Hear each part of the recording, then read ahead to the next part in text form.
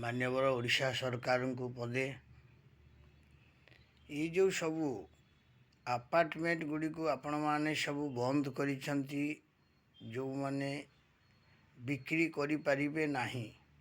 for sale होई परिबो नाही यह प्रभु सबू की प्रकार नीति अवलंबन आपण माने करिसंती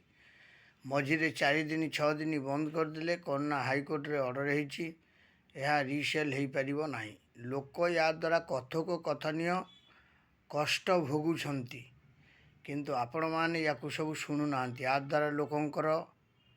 ईर्षा आपण सरकार प्रति बढ़ुची कारण देखंतु जड़िए व्यक्ति तार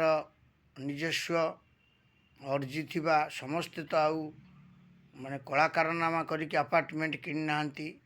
जड़िए व्यक्ति निज कार माने माने रोजगार रु से गोटे अपार्टमेंट किनी किंतु से अपार्टमेंट की ये बड़ व्यक्ति ये माने छोटिया व्यक्ति जड़े से बिक्री करि पारुनी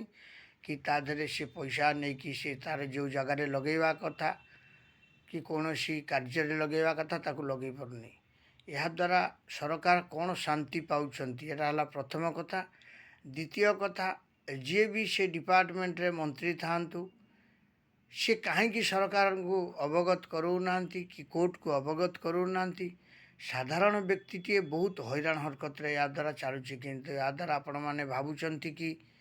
जे बहुत खुशी होउछंती बोली या खुशीर कथा नुह ये बड़ दुखदायक कथा आपण मैंने यथाशीघ्र जो लोक मानकर माने आशा पूरण होगापाई रखिंट अपार्टमेंट सब बिक्री करने से माने बिक्री बटा करें यह कौन उचित पदक्षेप कि मु सरकार को गोटे प्रश्न पचारुची हेले सरकार या निश्चय आगभर की आसवा दरकार मानि नेवा दरकार एवं लोकों को पुणी से बिक्री बटार समय को आगे देवा दरकार कारण लोकंकर असुविधा समय लोक बिक्री करने संपत्ति रखि था आउ अपार्टमेंट पाई मु मान्यवर डिपार्टमेंटर मंत्री को मध्य निवेदन करुच्ची ओडिशा सरकार मोहन माझी को निवेदन करुच्ची एवं आमर जी राज्यपाल महिमा राज्यपाल अच्छा निवेदन करुच्ची आउपरे तुरंत कार्य